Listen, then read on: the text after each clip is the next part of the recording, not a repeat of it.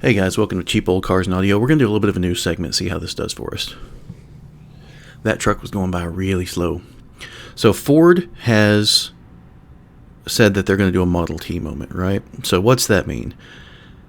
Model T. So there's different things there that go along with the Model T. Obviously, it was the car that introduced us to the modern style assembly line, and it was cheap too, right? They had living wages for their employees, and they could afford to live and buy Ford's cars. Okay, so my expectation here, I haven't read this article yet. I've got the article pulled up, it's from Road and Track, but my expectation is that we're talking about cheap electric vehicles that everyone can afford. So let's see what we got here. Monday, the automaker announced plans to invest roughly $5 billion between Louisville, Kentucky, and Michigan's Blue Oval Battery Park. Effort to roll out the all-new Ford Universal Electric Vehicle platform. So that's kind of what I expected. Serve as a launchpad for automakers' revised approach to assembly line manufacturing. So one chassis, a bunch of different cars that fit on it, kind of like that little, I don't remember the name of it now, that little bitty truck that's going to be cheap, that I think Jeff Bezos has invested in. I can't remember the name of that one right now. But yeah, think of the K car as well, the Dodge Chrysler K car, where they had everything from little two-door car, convertible cars, all the way up to the Grand Caravan, whatever it was, the minivan, on one chassis that could be configured in different ways. So we got Henry Ford. Okay, EV suffer from higher prices. 100 years ago, transformed the factory towards electric. New production developments cropping up. Cause EV. Okay. Let's see here. First step of the plan is the Ford Universal Electric Vehicle Platform. New platform will allow Ford to produce vehicles across various segments without massive retooling investments. That's smart. Both Stellantis and GM have developed scalable EV platforms of their own. Makes sense. Platform itself utilizes 20% fewer parts than a traditional vehicle, of course, because it doesn't have an engine and all the moving parts in an engine. Large unicastings. We're going to talk about some unicastings. The wiring harness for the new product is 10 kilograms lighter than the brand's current EV SUV offerings. 25% fewer fasteners. 40% fewer dock-to-dock stops during the assembly process itself. Okay. 15% faster than current run rate at Louisville, Kentucky. That's interesting. Mid-size vehicle will arrive. Let's see here. Oh, so it's a mid-size pickup truck will be the first one. I'm scanning through it. Quicker than a Mustang EcoBoost from 0 to 60. Honestly, I don't care about that. I get electric vehicles can be quick, but what I want in an electric vehicle, if I were to get one, is a decent car that has good range. It can have the acceleration of a 150 horsepower car. I really don't care. Cars need to have good range and charge quickly. More passenger room than the ever popular RAV4. Okay. Bed in a trunk. Okay. No estimates have been provided for range. Let's see here.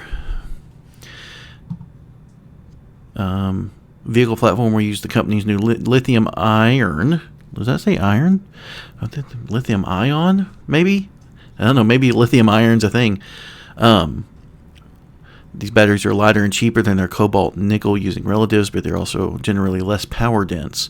Well, that's a problem because even the best batteries are much less power dense than gasoline. And you can look at what Engineering Explained channel, he goes over that. So let's see here. We have the assembly line kind of.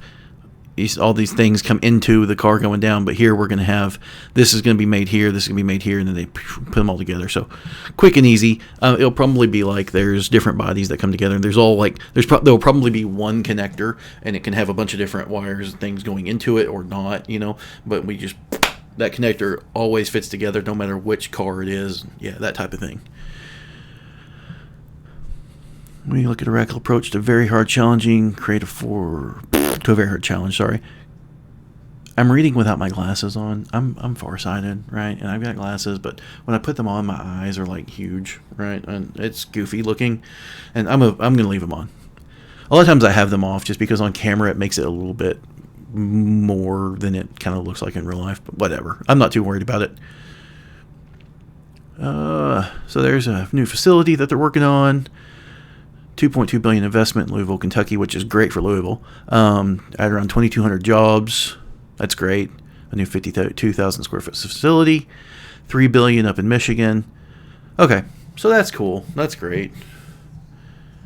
The batteries are a problem. What was I going to talk about?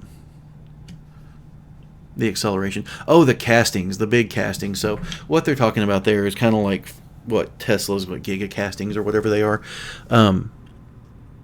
I have a big problem with those, and I get that they can do these crazy new castings and make vehicles cheaper and quicker and all that stuff. You can't repair them, right? It gets in a bad enough wreck, the whole car is done for. That's going to be kind of my takeaway here and my problem with this. I'm glad. I mean, I don't mind electric cars. Obviously, I have all gas cars right now. If we can get better battery technology that doesn't involve slave labor from children in mines in Africa, I will be more down to drive an electric car. But it's fine. I'm fine with them. I don't like electric cars in terms of a performance car because, well, one, they're too expensive, but they're heavy, and even if all the weight's in the battery down low and you have a low center of gravity. Well, like the guy in the Tesla Plaid who took his car to a track and the brakes failed. So he did a warm-up lap and then the brakes failed in like the first corner on his hot lap. They're just too heavy, and the Dodge Charger, I really like how the new Dodge Charger looks, but the new Dodge Charger weighs 4,800 pounds with a straight six gas motor and like 5,800 pounds with the electric motors. It's just ridiculous, guys. Like my extended cab Silverado out there is like 4,800 pounds or something like that. My standard cab 04 Silverado I had previously was, I think, 4,400 pounds. And then like the crazy thing was though, it could keep up with Dodge Challengers that had the 5.7, the early ones with the 5.7, not the later ones. They had better gearing, but the earlier 5.7 Challengers, they're supposed to be 345 horse, but that my 4.8 standard cab step-side Silverado could keep up with those things, or at least the ones that I raced. I don't know. I'm sure a manual one or ones with lower gears. The ones I raced probably had taller gears in them and stuff. But yeah, they could probably beat me. But yeah, these cars are just too heavy. That's the whole point. The cars are too heavy. And then these giant castings and stuff, when you get in a wreck, you're just going to have to replace the whole car because it's going to be done for. Now, maybe it will be multi-sections of frame that bolt together, and as long as it didn't mess up the other section, you just take off the one section and put a new one on. Maybe. I don't know. I am happy to see Ford investing in America. I'm all about investing in our country and jobs here and making sure that we don't send everything overseas for other countries to benefit and profit off of. We need to have our money here. Yeah, that's kind of where I'm at with that. So that's Ford's Model T moment. I don't really see it as a Model T moment. We'll see it when the prices come out. Like if they can sell a little electric truck that's like a two-seat or three-seater or something like that, 3-bench, which it probably won't be. It'll probably be a little crew cab truck. But if they can sell something like that for $25,000 to $30,000, maybe they'll have a winner on their hands. Money's tight. Everything's getting more expensive. Trump's doing the tariff thing, which the tariffs can work as long as the taxes get dialed down some. However, that didn't really happen in this last budget, so we still are going to have taxes plus tariffs on top of that, and then add that into the inflation we had from both Trump and Biden's spending. Trump did the all the the stimulus checks and everything, and that was the stimulus checks and all the really insanely high unemployment that was going to bite us in the butt in the form of inflation, whether Trump won a second term right then, 16 or whatever, 2020. Anyway, whether he won that second term in a row or not, that inflation was going to bite us in the butt. But then Biden got in, and the Democrats, their spending bills were even more insane. So both sides have led us to inflation, and a lot of inflation, quite a bit. The government says 20-25% since 2021, and that's not my truth. But my experience in that, and with my background as a pricing analyst, my experience has been closer to 56%. And I've asked some other people what their actual numbers were too. People that I know that keep up with their budget, and everyone's around 52 to 56%. And there are things that are higher than that. Honestly, my mortgage has only gone up because my insurance and taxes have gone up, but it has actually kept the average of my inflation percentage down quite a bit. If I remove my mortgage, my actual monthly expenses, excluding the mortgage, I don't have any car payments, but excluding the mortgage, my monthly expenses have gone up 93. It's like 92.8% right now. And so there's a lot of things out there that the inflation was actually near 100% in the last 4 years. Yeah. So that's a crazy thing. And, a lot of people can't afford vehicles. I'm really, really, really happy to see that Ford is doing a cheaper vehicle again. That's a good thing.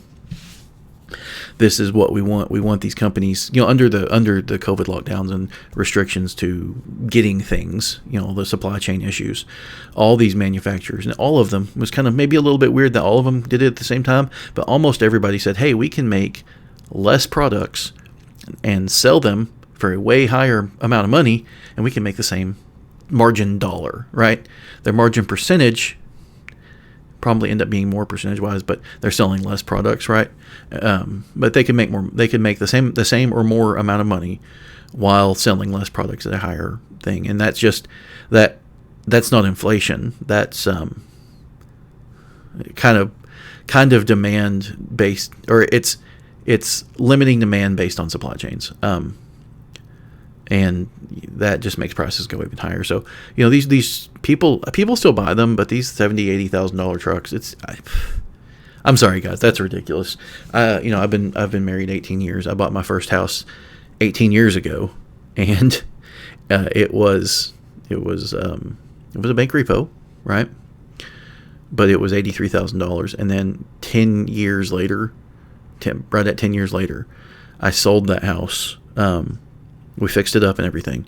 And I sold it for $120. Okay. And here we are. It's about 10 years after that. And that house is worth like $250,000 right now. Little house, little neighborhood, 1,400 square foot house. And I'm like, hold up. So in my first 10 years, that thing only went up.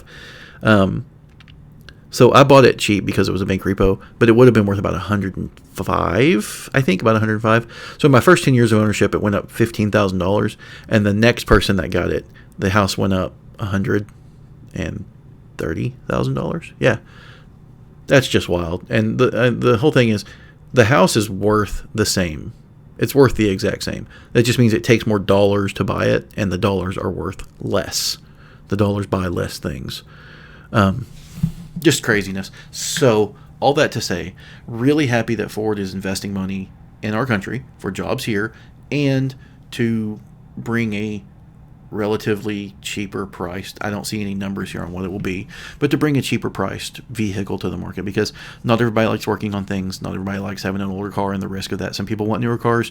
I'm sure you'll be able to lease whatever this is for a cheap price. That'll be a good thing. Yeah, we'll call it there. Thanks for watching, guys. This has been Cheap Old Cars and Audio. I'm John. Thanks for watching. Like and subscribe.